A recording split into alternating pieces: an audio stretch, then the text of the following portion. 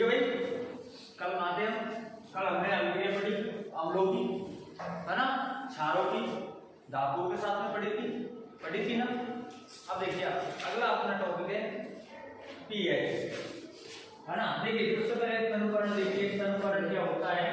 तो देखिए तनुकरण करता है, मैंने आपको बताया था जल में अम्ल या क्षारक मिलाने पर, मैंने आपको परिभाषा में बताई, वे पदार्थ जो जलीय विलयन में क्या देते हैं, H+ आयन देते हैं। वे पदार्थ जो जलीय विलयन में OH आयन देते हैं, था ना। वे पदार्थ जो जलीय विलयन में H+ आयन देते हैं, वे पदार्थ जो जलीय विलयन में OH आयन देते हैं, उन्हें क्या कहते हैं भाई, हम अम्ल और क्षार कहते हैं ना। कोई चीज यहाँ पर है, जल में अम्ल को मिलाएंगे तो हमें क्या प्राप्त होगा, H3O+, ठीक है भाई। मतलब कहने मतलब H+ आयन प्राप्त हो रहा है, क्या प्राप्त हो रहा है, H+। और क्षार लेंगे तो हमें क्या प्राप्त हो रहा है, OH- आयन, ठीक है ना। आयन मिलाने की सांद्रता में H3O+ या OH- में प्रति इकाई आयतन की में कमी हो जाती है, और ये इस प्रक्रिया को क्या कहते हैं भाई, इसमें कमी हो जाती है, इनमें कमी हो जाती है, इनकी कमी हो जाती है प्रति इकाई आयतन में, प्रति इकाई आयतन में कमी हो जाती है सांद्रता, है ना। तो इस प्रक्रिया को क्या कहेंगे, तनुकरण।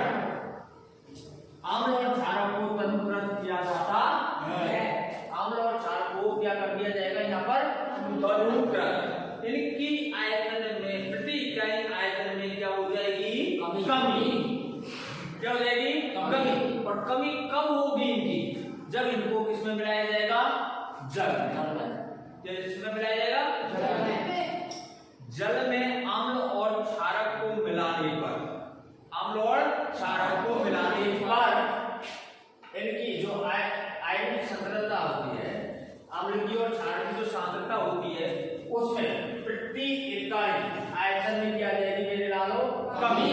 तो ये क्रिया क्या कराएगी, तनुकरण, ठीक है। और अम्ल और क्षारक को तनुकृत किया जा सकता है। भाई हम पूछ रहे ऐसे ही कि तनुकृत किया जा सकता है या नहीं, अम्ल और क्षार को तनुकृत किया जा सकता है या नहीं, किया जा सकता है।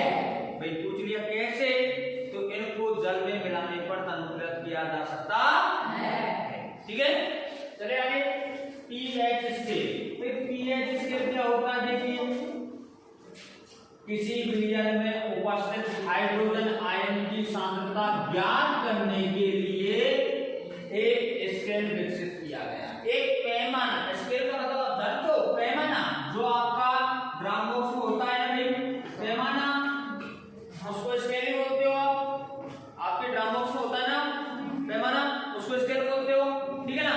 अब देखिए किसी विलयन में कोई सा भी घोल ले लो, कोई सा भी विलयन ले लो भाई, ठीक है।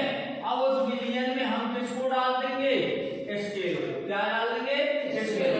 तो वो उस आयन की क्या डाल देगा, हमें सांद्रता बताएगा, उस आयन की क्या बताएगा, कौन से आयन की बताएगा, हाइड्रोजन, कौन से आयन की, हाइड्रोजन आयन की सांद्रता बता देगा। या तो वो किसमें आ जाएगा, प्लस में, या किसमें आ जाएगा, माइनस में। और ये सांद्रता हमें पता लग जाएगी तो हम कह देंगे ये अम्ल या क्षार है। तो प्लस वाली क्या हो जाएगी, अम्ल, और माइनस वाली क्या हो जाएगी, ठीक है ना। क्या है, जिसे हम क्या कहेंगे, पीएच। और पीएच स्केल 1 से 14 तक अंकित रहते हैं। पीएच स्केल में कहां तक अंकित रहते हैं, 1 से और 14 तक के अंकित रहते हैं, जिसमें 1 से और 6.9 तक तो अम्ल होता है, 7 पर उदासीन हो जाता है, और 7.1 से और 14 तक क्या रहता है, क्षार, ठीक है भाई। 1.1 से और 6.9 तक तो क्या रहेगा, अम्ल, 7 पे पहुंचते क्या हो जाएगा, उदासीन, और फिर 7.1 से और 14 तक क्या हो जाएगी, क्षार, ठीक है ना। आगे आएगा देखेंगे, जो किसी अम्ल या क्षारक की प्रबलता दुर्बलता के साथ साथ उनके मान को बताता है, यह एक प्रकार का सार्वत्रिक सूचक है, ठीक बहुत अच्छा सूचक है। हमने वो पहले वाले सूचक भी पढ़े थे ना, गंभीर सूचक, प्राकृतिक सूचक, संश्लेषी सूचक पढ़े थे ना। ये और भी अच्छा सूचक है भाई। इसको डुबो और अम्ल और क्षार की सांद्रता माप लो, हमें पता लग जाएगा विलयन में ये अम्ल है या क्षार। स्पष्ट रूप से पता लग जाएगा कि ये अम्ल है या क्षार है, ठीक है ना। तो ये किसके द्वारा पता लगता है भाई? जो किसी विलयन में हाइड्रोजन की उपस्थिति को नापता हो वो से क्या करेंगे हम? पीएच स्केल के द्वारा हम हाइड्रोजन की आयन की सांद्रता मापेंगे। किसमें? विलयन में। स्केल के द्वारा मापेंगे, उसे क्या कहेंगे? पीएच स्केल, ठीक है भाई। और ये सबसे अच्छा क्या माना गया है? सबसे अच्छा क्या माना गया है? सूचक, ठीक है। चले आगे।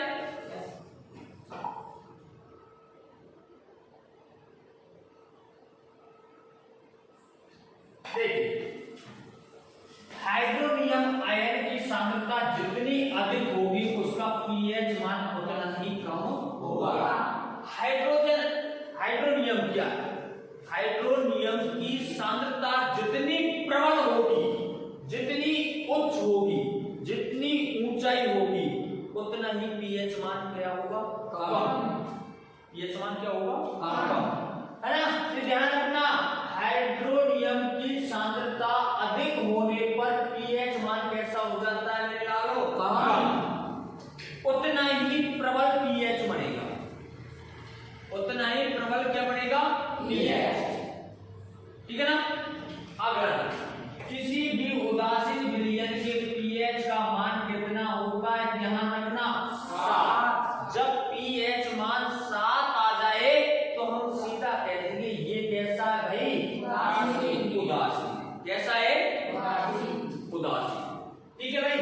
और यदि पीएच स्केल में किसी विलयन का मान 7 से कम है तो वो क्या होगा? अम्लीय। क्या हो जाएगा? अम्लीय। और 7 से अधिक है तो वो क्या हो जाएगा? 7 से कम होने पर H+ आयन की सांद्रता बढ़ती है। अभी बता रहे थे, चर्चा कर रहे थे, 7 से कम होने पर किसकी सांद्रता बढ़ेगी भाई? H+ की सांद्रता बढ़ेगी और अम्ल उतना ही शक्तिशाली बनता चला जाएगा, प्रबल बनता चला जाएगा। यदि पीएच मान जैसे किसी का 1.1 है, 1.2 है, 2.2 है, तो ये कैसे अम्ल होंगे भाई? प्रबल। जिनका पीएच मान कम होगा वो कैसे अम्ल होंगे? प्रबल, शक्तिशाली अम्ल होंगे।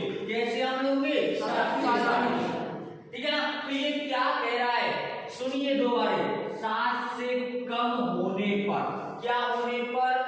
पीएच मान 7 से कम होने पर H+ आयन की सांद्रता बढ़ जाती है। 7 से कम होने पर H+ आयन की सांद्रता बढ़ जाएगी और अम्ल शक्तिशाली हो जाएगा, ठीक है भाई। आगे देखिए, यदि पीएच का मान 7 से अधिक है, 7 से क्या है? अधिक, तो वो क्या हो जाएगा? क्षार। क्या हो जाएगा? क्षार हो जाएगा। और OH आयन की सांद्रता बढ़ती है। यदि पीएच मान 7 से अधिक है तो वो क्षार हो जाएगा और OH आयन की सांद्रता बढ़ जाएगी, ठीक है भाई। अर्थात यह क्षारक की शक्ति बढ़ जाती है और क्षारक की शक्ति बढ़ जाएगी, ठीक है। हो गया, आगे चले।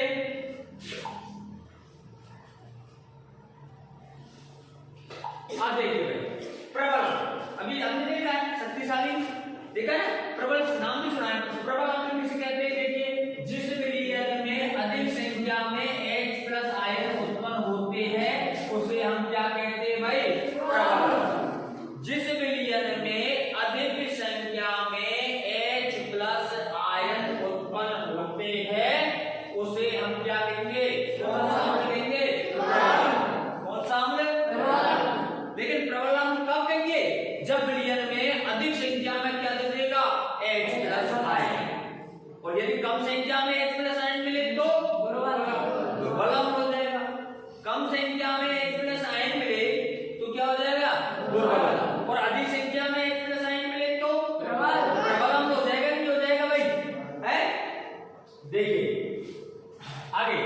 दुर्बल अम्ल।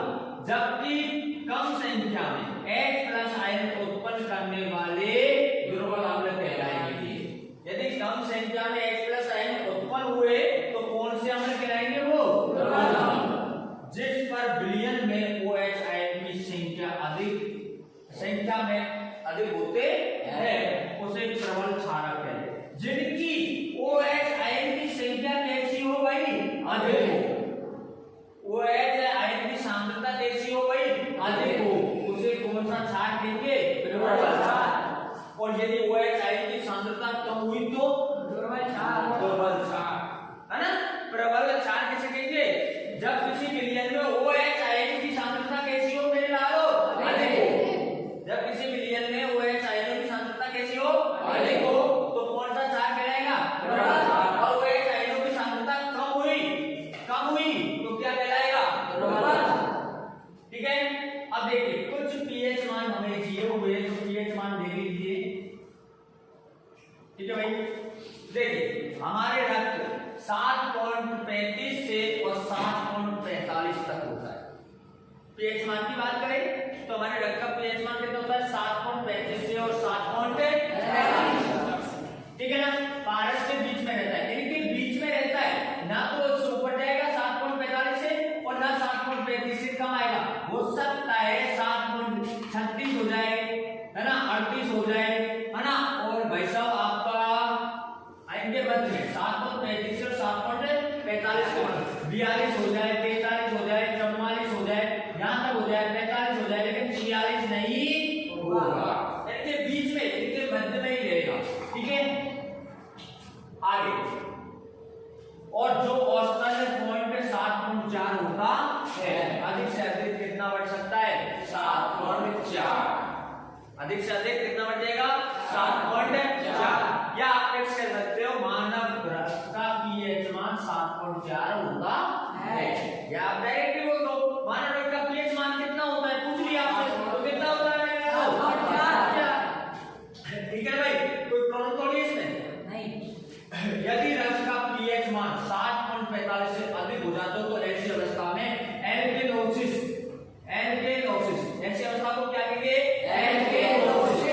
एल्केनोसिस किसे कहते हैं? जब मानव रक्त का pH मान 7.45 से अधिक हो जाता है तो उस अवस्था को क्या कहेंगे भाई? एल्केनोसिस। ठीक है। आगे और यदि 7.35 से कम हो जाता है तो इस अवस्था को कहेंगे एसिडोसिस। क्या कहेंगे इस अवस्था को? एसिडोसिस। ध्यान रखना एल्केनोसिस किसे कहेंगे? 7.4 से अधिक होगा। क्या होगा? pH मान किसका? रक्त का। और 7.35 से यदि रक्त का pH मान कम हुआ तो क्या कहलाएगा भाई? एसिडोसिस। क्या कहलाएगा? एसिडोसिस। ठीक है भाई। चले आगे। जीवन में हम देखते हैं pH का महत्व। ठीक है भाई, तो हमारे जीवन में pH का महत्व क्या है? देखिए हमारे जीवन में pH का महत्व बहुत है। जैसे अभी 7.4 से यदि रक्त हो गया 7.6 और इधर हो गया मान लिया 7.2। ठीक है भाई, मैंने कितना बढ़ाया है? 2 बढ़ाया है ना, 2 ही तो बढ़ाया है। ठीक है। यदि ऐसी अवस्था आ जाती है तो उस व्यक्ति की मृत्यु हो जाती है। क्या हो जाती है? मृत्यु। व्यक्ति की मृत्यु हो जाती है। तो इतना महत्व है pH मान कम या अधिक होने पर व्यक्ति की क्या हो रही है? मृत्यु। pH मान बहुत महत्व है। ठीक है भाई। एग्जाम्पल में भी इससे संबंधित क्वेश्चन काफी आते हैं। pH से संबंधित क्वेश्चन बहुत आते हैं। आपसे pH का मान भी पूछ सकता है। ठीक है। तो pH मान आपको दिए हुए हैं, याद कर लेना। ठीक है। इसमें मेरी किताब में दिए हुए। आगे देखिए हमारे रक्त और हमारा शरीर। भाई हमारे रक्त और हमारा शरीर 7 से और 7.8 pH के परास के बीच में कार्य करता है। हमारे शरीर का pH मान कितना होता है? हम कहते हैं 7 से और 7.8 के मध्य होता है। ठीक है ना, जिसमें हमारा शरीर कार्य करता है। जीवित प्राणी केवल सर्टेन pH परिसर रेंज में ही जीवित रह सकता है। रह सकता है भाई, अंत क्या हो जाएगी? मृत्यु। क्या हो जाएगी? मृत्यु। ठीक है भाई। अब एक क्वेश्चन आता है भाई कि अम्लीय वर्षा किसे कहते हैं? अम्लीय वर्षा सुना होगा, अम्लीय वर्षा किसे कहते हैं? तो भाई देखिए, जब हम किसी पदार्थ को जलाते हैं, है ना, तो सल्फर, नाइट्रोजन वगैरह गैस निकलती है ना, तो वो क्या वायुमंडल में चली जाती है, वो प्रदूषण के कारण वायुमंडल में चली जाएगी, वहां प्रदूषण बढ़ जाएगा, तो उस कारण क्या हो जाएगी? अम्लीय वर्षा। लेकिन अम्लीय वर्षा कहते किसे है? तो ऐसी वर्षा जिसका पीएच मान 5.6 से कम हो, जिसका पीएच मान 5.6 से कम होता है, उसे क्या कहेंगे? अम्लीय वर्षा। क्या कहेंगे? अम्लीय वर्षा। ठीक है भाई, अम्लीय वर्षा। ठीक है ना। अब देखिए अम्लीय वर्षा की हानि। अब यदि अम्लीय वर्षा हो गई तो क्या होगा? अम्लीय वर्षा हो गई तो क्या होगा? मैंने कल आपको एक चीज बताई थी कि हमारे पेट में यदि अम्लता की मात्रा बढ़ जाती है तो हमें क्या होने लग जाती है? जलन होती है, नहीं होती? तो भाई पृथ्वी पर यदि अम्लीय पानी भर दिया जाए तो क्या होगा इस स्थिति में? तो देखिए इसका उत्तर बहुत अच्छा है, शानदार क्वेश्चन है बहुत। देखिए अम्लीय वर्षा का जल जब नदियों में प्रवाहित होगा, भाई नदी में बह के जाएगा, अम्लीय वर्षा हुई है तो नदियों में जाएगा, तालाबों में जाएगा, झरनों में जाएगा, सब जगह जाएगा, जाएगा नहीं जाएगा?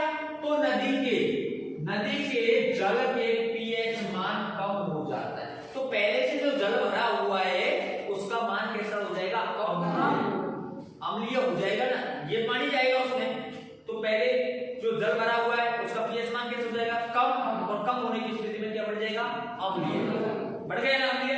अब तो ऐसी नदी में जलीय जीवधारियों की उत्तरजीविता कठिन हो जाती है। मतलब जीवन जीने की जो उत्तरदायित्व है वो कैसे हो जाएगी? कठिन। और हो सकता है क्या हो जाए? मृत्यु। वैसे हो जाता है, मृत्यु हो जाती है। कब? जब नदी तालाबों में अम्लीय पानी जाता है या अम्लीय वर्षा का जल जाता है, तो इस स्थिति में जो तालाब नदी में जलीय जीव होते हैं उनकी मृत्यु हो जाती है। ठीक है ना। तो अम्लीय वर्षा से होने वाली हानि देख ली हमने। हानि क्या है कि भाई अम्लीय वर्षा जब होगी तो वो पानी नदी में प्रवाहित होगा और नदी के पीएच मान में क्या आ जाएगा? कमी। नदी के पीएच मान में क्या आ जाएगी? कमी। और कमी आने पर जलीय जीवधारियों की मृत्यु हो जाती है। बड़ी अच्छा क्वेश्चन है, लिख लेना इसको भाई, है ना। आगे चले। हाँ देखिए मिट्टी की अम्लीयता। भाई मिट्टी की अम्लीयता, अब देखिए मैं आपको बात बताता हूं। मिट्टी की अम्लीयता, मिट्टी दो प्रकार होती है, या तो अम्लीय होगी या क्या होगी? क्षारीय। ठीक है ना। यदि अम्लीयता है तो उसको दूर करने के लिए क्या करेंगे हम? क्षार मिला देंगे। क्या मिला देंगे उस मिट्टी में? क्षार। और ये क्षारीय मिट्टी है तो उसमें क्या मिला देंगे? अम्ल। तो दूर हो जाएगी ना, समाप्त है। तो देखिए कई बार किन्हीं कारणों के अथवा अम्लीय वर्षा के कारण मिट्टी का पीएच मान कम हो जाता है। कभी कभी अम्लीय वर्षा हो जाती है तो वो खेतों में पानी भरा रहता है मिट्टी के ऊपर, तो उस कारण मिट्टी का पीएच मान कम हो जाएगा और मिट्टी कैसी हो जाएगी? अम्लीय। मिट्टी कैसी हो जाएगी? अम्लीय। तो इस स्थिति इस भूमि में अच्छी उपज नहीं होगी, वो पैदावार अच्छी नहीं देगा। कौन सी? अम्लीय मिट्टी। कौन सी भाई? अम्लीय मिट्टी। तो चूंकि अच्छी उपज के लिए हम क्या करेंगे फिर? देखिए भाई कि पौधा अच्छी उपज दे, अच्छी पैदावार दे, तो इसके लिए क्या करते हैं? हाँ, उपज के लिए पौधे को एक विशिष्ट पीएच परास की आवश्यकता होती है। भाई वो तो जमीन पैदा देगा जब उसको एक विशिष्ट उसका जो पीएच मान है वो मिल जाएगा तो अच्छा मजा रहेगी क्या? तो देखिए उसके लिए मिट्टी में अम्लीय गुण बढ़ जाने से पौधों को नुकसान होता है, जिससे फसल अच्छी पैदा नहीं होती। भाई स्वाभाविक बात है, यदि मिट्टी अम्लीय है और पौधा ज्यादा अम्लीय ग्रहण नहीं कर सकता तो वो उपज देगा नहीं और अच्छी फसल हमें हाथ लगेगी नहीं। तो देख पीएच परास ठीक करने के उपाय अब क्या करेंगे हम? भाई उसकी पौधे की जो समस्या है पीएच परास की, कि अम्लीय को कैसे देगा? तो देखिए उसके लिए उपाय क्या निकालते हैं, मिट्टी की अम्लीयता खत्म करने के लिए, मिट्टी की अम्लता अधिक हो जाती है तो उसको कैसे खत्म करेंगे, मिट्टी की अम्लीयता खत्म करने के लिए चाक पाउडर चूना मिलाया जाता है। अब चाक पाउडर और चूना क्या है मिला लो, क्षार, क्या है, क्षार। तो कहने का मतलब शाब्दिक शब्दों में मैं कह दूं ऐसी मिट्टी है जिस जो अम्लीय मिट्टी है उसमें डायरेक्ट हम क्या मिला देंगे, मिला लो क्षार, तो वो मिट्टी कैसी हो जाएगी, अम्लीयता हट जाएगी उस मिट्टी से और पारव अच्छी उपज देंगे, ठीक है ना। तो इसकी अम्लीयता खत्म करके मिट्टी की प्रकृति कैसी कर देंगे, फिर और उपज कैसी हो जाएगी, अच्छी हो जाएगी, नहीं हो जाएगी। चले आगे, हो गया क्लियर भाई? किसी को डाउट तो नहीं है इसमें, है तो पूछ लो। चले आगे, अब भाई मैंने कल एक चर्चा की थी आपसे, अम्लीय माध्यम में भोजन का पाचन, ठीक है। अब देखिए ये हमारे संबंधित, हमारे आमाशय से संबंधित है। देखिए पीएच का महत्व हमारे आमाशय से उत्पन्न हाइड्रोक्लोरिक अम्ल से भी है, ठीक है भाई। हमारे आमाशय में मैंने बताया था यदि हाइड्रोक्लोरिक अम्ल की मात्रा अधिक हो जाती है ना, तो हमें जलन और दर्द के अनुभव होता है, तो उसके लिए हम क्षारीय पदार्थ खाते हैं, जैसे नमक है, शक्कर है ना, खाते नहीं खाते, तो वो क्या है हमारे अम्लता की मात्रा को क्या कर देगा, क्षारीय पदार्थ कम उदासीन कर देता है और जिससे हमें दर्द और जलन से मुक्ति मिल जाती है। वो चीज यहाँ पर नहीं हुई है भाई। हमारे आमाशय में क्या पा रहा है भाई, हाइड्रोक्लोरिक अम्ल क्या पाता है, हाइड्रोक्लोरिक। ये विशिष्ट तरह से पीएच पर उधर पेट में बिना हानि पहुंचाए भोजन के पाचन में सहायता करता है भाई। इसका जो फिक्स परास है जिससे इसका पीएच मान है 2.2 उसके मध्य रहते हुए ये हमारे पेट में क्या करता है, भोजन को पचाने में सहायक होता है। हमारे भोजन का पीएच मान लगभग 1.5 से 3.5 के बीच कार्य करता है। इसमें भी ये निम्न दो स्थितियां है। कौन कौन सी स्थितियां वो देखो, अल्प अम्लता, कुछ व्यक्तियों में हाइड्रोक्लोरिक अम्ल का स्राव बहुत कम होता है, बहुत से कम व्यक्ति होते हैं ऐसे जिनमें हाइड्रोक्लोरिक अम्ल बहुत कम बनता है, जिससे उनके भोजन नहीं पचता है, उनका भोजन नहीं पचता है या कम पचता है। खाते तो खूब है, वो कहते हैं खाते तो खूब है लेकिन भाई मोटे नहीं हो रहे यार, तगड़े नहीं हो रहे, मैं सुबह से शाम तक खाता हूँ, मैं मोटा नहीं समझता। अरे भाई मोटा हो जाएगा तो यार तेरे पेट में क्या बढ़ा ले, क्या बढ़ा ले तेरे पेट में, ऐसे हो जाएगा, ठीक है ना, हो जाएगा। ऐसी अवस्था को अल्प अम्लता कहते हैं या अपच कहते हैं। भाई क्वेश्चन आ गया, अपच किसे कहेंगे, जब हमें भोजन नहीं पचेगा। भाई अपच किसे कहेंगे, जब हमें भोजन नहीं पचेगा। अब भोजन किसका नहीं पच रहा, भाई आपके पेट में किसकी कमी है, हाइड्रोक्लोरिक अम्ल की कमी है, ठीक है। ऐसे व्यक्ति को अपने भोजन के साथ साथ अम्लीय पदार्थ जैसे नींबू, सिरका है ना लेना पड़ता है। भाई उनको अम्ल की मात्रा बढ़ानी है हाइड्रोक्लोरिक अम्ल की, तो जैसे नींबू में है ना, नींबू में अम्ल पाया जाता है, सिरके में अम्ल पाया जाता है, तो इन ऐसे पदार्थ अम्लीय पदार्थों को ग्रहण करना चाहिए और जिससे उनके अम्ल की मात्रा बढ़ जाए। अथवा पाचक रस उत्पन्न करने वाली औषधियां लेनी चाहिए और या डॉक्टर की सलाह से ऐसी कोई भी दवाई लेनी चाहिए जो पाचक रस स्रावित कर सकती है, ठीक है भाई। आगे चले,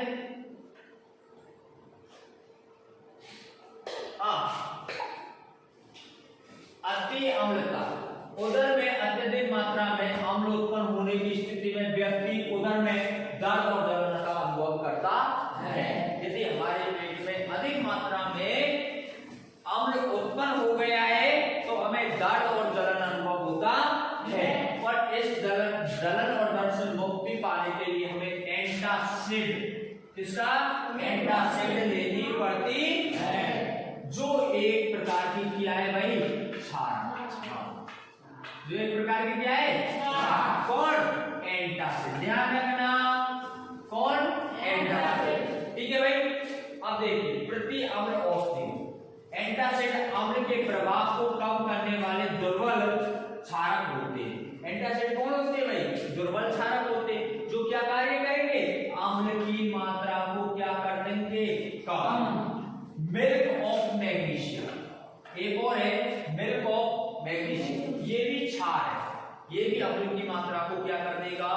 कम। ठीक है, एल्युमिनियम हाइड्रोक्साइड तथा सोडियम हाइड्रोक्साइड जैसे दुर्बल क्षार एंटासिड के संगठन में शामिल होते हैं। इन सबको हम एंटासिड का संगठन कहते हैं। जैसे भाई मुक्का किसे कहते हैं? मुक्का किसे कहेंगे? जब इसमें चारों उंगली और अंगूठा मिल जाएगा, चारों उंगली और अंगूठा मिल जाएगा तो उसे क्या कहेंगे? मुक्का। उसी प्रकार भाई हम संगठन किसे कहेंगे? जब अनेक पदार्थ मिले हो आपस में, अनेक पदार्थ आपस में मिले हो। तो देखिए यहाँ कौन कौन से पदार्थ मिल रहे? मिल्क ऑफ मैग्नीशियम मिल रहा है कि नहीं मिल रहा है? एल्युमिनियम हाइड्रोक्साइड मिल रहा है, सोडियम हाइड्रोक्साइड मिल रहा है कि नहीं मिल रहा है भाई? तो ये क्या कहलाएंगे? संगठन। और किसके संगठन कहलाएंगे मेरे लालो? और ये अम्ल को क्या कर देते हैं लास्ट में? और जिससे हम क्या कर लेते हैं? दर्द और जलन से मुक्ति पा लेते हैं। ठीक है भाई, आगे चले। अब भाई किसी प्रॉब्लम है? क्या? द्रवल क्षार का पीएच मान ज्यादा होता है तो द्रवल क्षार द्रवल क्षार का ज्यादा होता है, प्रबल क्षार का कम होता है। तो आएगा मैं बता दूंगा ना। हाँ, मुंह का पीएच मान कम होने का कारण। भाई मुंह का पीएच मान कम कैसे हो जाएगा? दंत चलेगा। आप पहले दंत चले, दंत चले। भाई आपने देखा होगा कि दांतों का विघटन होने लग जाता है, बिखरने लग जाते हैं, छोटे छोटे टुकड़े में टूटने लग जाते हैं। अब ऐसा क्यों होता है भाई? ऐसा क्यों होता है? तो देखिए, आप जो भोजन करते हो, शाम के टाइम जो भोजन करते हो, तो भोजन के कण आपके दांतों में फंसे रह जाते हैं। तो जीवाणु वहां क्रिया करेंगे। जीवाणु क्या करेंगे? क्रिया। इनसे भोजन के कणों से। अब जीवाणु क्रिया करके, भोजन के कणों से क्रिया करके अम्ल उत्पन्न करेंगे। क्या उत्पन्न करेंगे भाई? अम्ल। और अम्ल उत्पन्न करने की स्थिति में आपके मुंह का पीएच मान है वो कम हो जाएगा। कम हो जाएगा ना, अम्ल की मात्रा बढ़ जाएगी तो पीएच मान कैसा हो जाएगा? कम, है ना। तो इस स्थिति में आपके दांतों का विघटन होना प्रारंभ हो जाता है। ठीक है, तो देखिए सामान्य मुंह का पीएच मान कितना होता है? 5। इसका पीएच मान 5.5 से कम हो जाता है तो दंत क्षय प्रारंभ हो जाता है। हमारे दांतों का विघटन होना प्रारंभ हो जाता है, बिखरने लग जाते हैं। ठीक है, दांतों में एनेमल, ये हमारे शरीर का सबसे कठोर पदार्थ होता है। एनेमल जो दांतों के ऊपर सफेद परत पाई जाती है ना, इसे एनेमल बोलते हैं। ये शरीर का सबसे कठोर पदार्थ होता है। ठीक है भाई, कैल्शियम फास्फेट से बने होते हैं। इस तरह की जो चीजें है ना, इनको अंडरलाइन करवाओ बुक में, ठीक है, और इनसे क्वेश्चन पुट अप करो इन चीजों के लिए, और नेक्स्ट डे फिर इनको पूछो। ठीक है भाई, ये तो हमारे शरीर का सबसे कठोर पदार्थ है। जो दांतों के ऊपर सफेद चमक होती है ना, उसका काम करता है। और दांत किसके बने होते हैं? Calcium phosphate. किसके बने होते हैं? Calcium phosphate. ठीक है, जो शरीर का सबसे कठोर पदार्थ होता है कौन? एनेमल। आगे बात, यह दांतों के भार से बचाव करता है। दांतों का भार से क्या करता है? ये बचाव, सुरक्षा कवच। सुरक्षा कवच है, कैप है ये, दांतों के ऊपर कैप लगी हुई है ना, जो सुरक्षा करती है। अब देखिए, हाँ, जब मुंह का पीएच मान 5.5 से कम हो जाता है तो ये धीरे धीरे संक्षारित होने लग जाते हैं, विघटित होने लग जाते हैं, टूटने लग जाते हैं। कब? जब हमारे मुंह का पीएच मान कैसा हो जाएगा? 5.5 से कम। क्योंकि 5.5 से कम होगा तो अम्लता की मात्रा बढ़ेगी। स्वाभाविक है भाई, अम्लता की मात्रा बढ़ेगी, और अम्लता की मात्रा बढ़ेगी तो एनेमल का क्या होने लग जाएगा? क्षय। एनेमल का क्या होने लग जाएगा? क्षय। और एनेमल गया तो आपके दांत गए। एनेमल चला गया ऊपर से तो आपके दांत चले जाएंगे।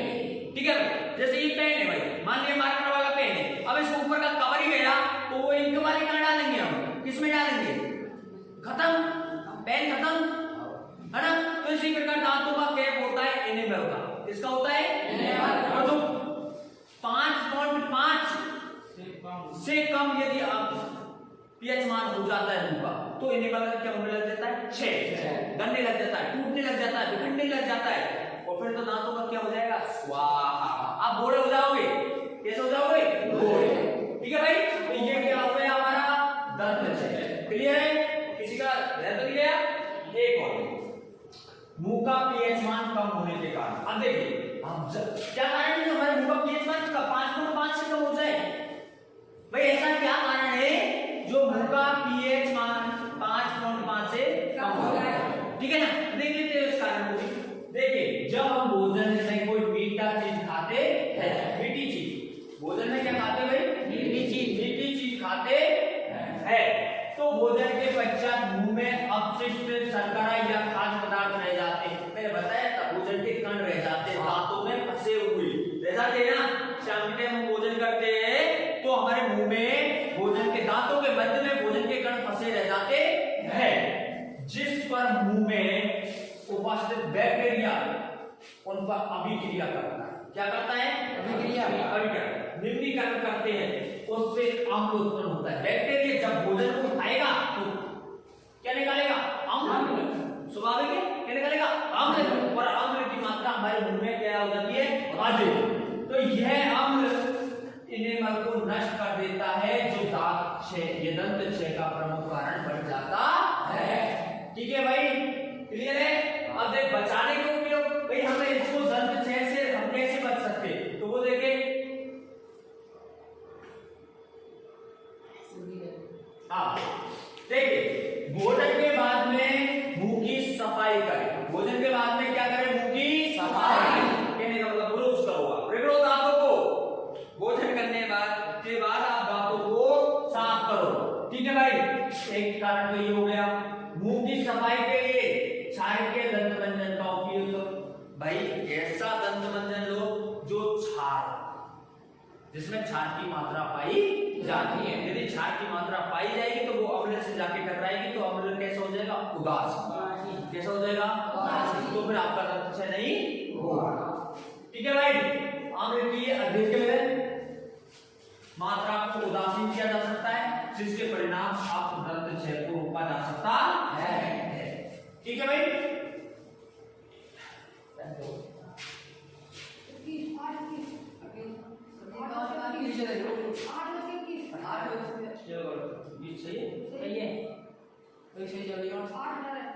ठीक है, और कितना रह गया, देखो क्या, नहीं थोड़ा सा रहेगा, तो बता ये तो हो गया ना, अब ठीक है, 4 साल में आ गया, अरे चलो 4 साल में आ गई भाई, अब तो लवण रहा है, ये और देखो क्लोर सार है ना। देखिए क्लोर सार प्रक्रिया किसे कहते हैं, जब सोडियम क्लोराइड साधारण नमक के जलीय विलयन से विद्युत अपघटन, जलीय विलयन ले लिया हमने, किसका ले लिया, एक जल लिया है, एक जल लिया है, और जल में क्या बोल दिया, नमक। ठीक है, अब क्या करेंगे, उसमें हम विलयन में क्या डाल देंगे, विद्युत, क्या डाल देंगे भाई, विद्युत, किसमें, उस जल में क्या प्रोवाइड करवा दी, विद्युत। भाई हमने एक जग लिया, जग में क्या बन लिया, नमक का घोल, क्या बन लिया, नमक का घोल। अब उसमें क्या प्रोवाइड करवा दिया हमने, विद्युत। अब विद्युत दाब तो वियोजित होकर वो जल क्या हो जाएगा, वियोजित हो जाएगा, टूट जाएगा, क्या हो जाएगा, टूट जाएगा, है ना। वियोजित होकर सोडियम हाइड्रोक्साइड बनाएगा, क्या बना देगा, सोडियम हाइड्रोक्साइड बना देगा। भाई सोडियम हाइड्रोक्साइड बना देगा, और एक तरफ क्या बना देगा, क्लोरीन गैस, क्या बना देगा, क्लोरीन गैस।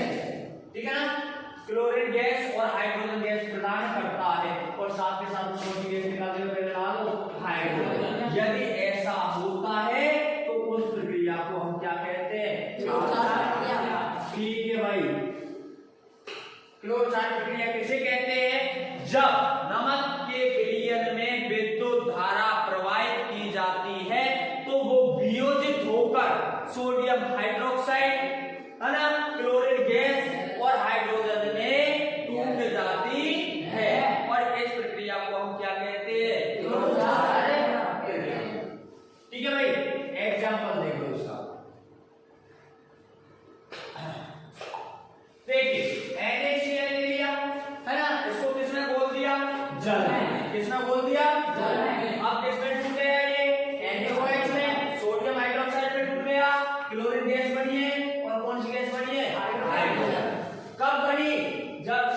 इसके जलीय विलयन में हमने क्या क्या करवाई? विद्युत धारा प्रवाहित करवाई। तो ये किसमें टूट गया? सोडियम हाइड्रोक्साइड, क्लोरीन और अब देखो सोडियम क्लोराइड का विद्युत अपकरण, जैसे वो हम क्लोर साथ ना कहकर ये भी कह सकते हैं, है ना। क्वेश्चन ये भी बनता है कि सोडियम क्लोराइड का विद्युत अपकरण लिखिए। सोडियम क्लोराइड का क्या लिखिए? विद्युत अपकरण।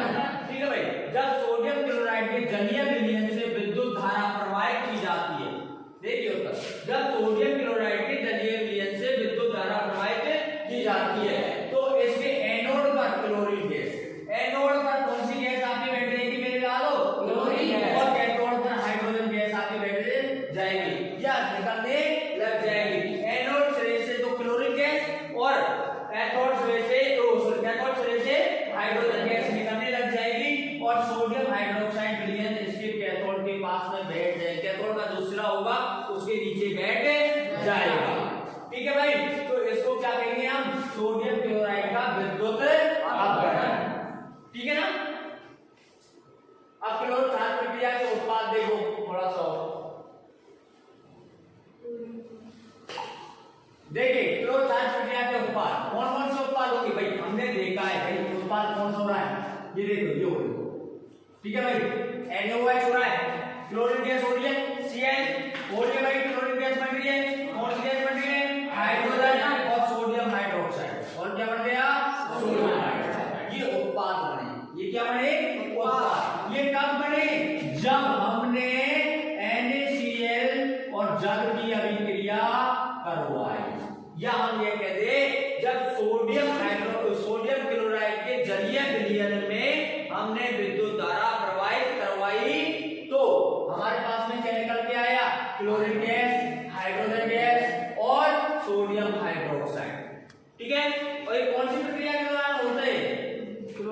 क्लोर क्षार प्रक्रिया के द्वारा। ठीक है भाई, अब देखिए सोडियम हाइड्रोक्साइड के उपयोग, सोडियम हाइड्रोक्साइड के उपयोग, इसका उपयोग धातुओं से ग्रीज हटाने के लिए किया जाता है। ये धातुओं को क्या लग रहा है? ग्रीज लग रहा है, तो हम सोडियम हाइड्रोक्साइड के द्वारा उसको हटा सकते हैं। क्योंकि सोडियम हाइड्रोक्साइड क्या है? क्या है? क्षार। ग्रीज का होता है ग्रीज? ग्रीज मतलब ऐसा होता है जंग वगैरह हो जाती है थोड़ी सी उसको। हाँ, साबुन और अपमार्जक बनाने में किया जाता है। इसका उपयोग किसको बनाने में किया जाता है भाई? साबुन में बनाया हुआ है अपमार्जक। इसका उपयोग सोडियम हाइड्रोक्साइड, किसका? Sodium hydroxide. और इसका उपयोग कागज बनाने में भी किया जाता है। किसका? सोडियम हाइड्रोक्साइड का अपमार्जक। हाँ, क्या होता है? ये साबुन होता है, जैसे रेन सर्फेक्सल साबुन है ना, वो अपमार्जक होता है। ठीक है ना। और जो ये अपमार्जक जो होता है ना, वो कठोर जल में और मृदु जल में दोनों में ही झाग करता है और सफाई का काम करता है, जबकि साबुन कठोर जल में ये कार्य नहीं करेगा सफाई का। आपने देखा होगा कठोर जल में यदि हम साबुन देते हैं ना तो झाग बनाता है ना मैल का धब्बा हटता है, होता है ना, तो ये साबुन ही होता है। ठीक है। और एक और देखो इसका उपयोग कृत्रिम फाइबर बनाने में भी किया जाता है। किसका मेरे लालो? Sodium hydroxide. किसका? Sodium hydroxide. अब एक और इसमें थोड़ा सा ये देखो, क्लोरीन जो गैस है उसका उपयोग देखो। क्लोरीन गैस का उपयोग कहाँ किया जाता है? क्लोरीन गैस का उपयोग जल की स्वच्छता में किया जाता है। जल को स्वच्छ बनाने में कौन सी गैस का उपयोग करते हैं? क्लोरीन। स्विमिंग पूल भरा हुआ है जल से, तो भाई पानी तो अशुद्ध होगा, तो उसको शुद्ध करने के लिए हम कौन सी गैस छोड़ रहे हैं उसमें? क्लोरीन। पीवीसी, सीएफसी और कीटाणुनाशक बनाने में भी किया जाता है। और इसका उपयोग रोगाणुनाशक बनाने में भी किया जाता है। रोगाणुनाशक कोई जैसे रोगों को नष्ट करने वाली दवाई में भी किया जाता है। अब हाइड्रोजन के उपयोग और देखो,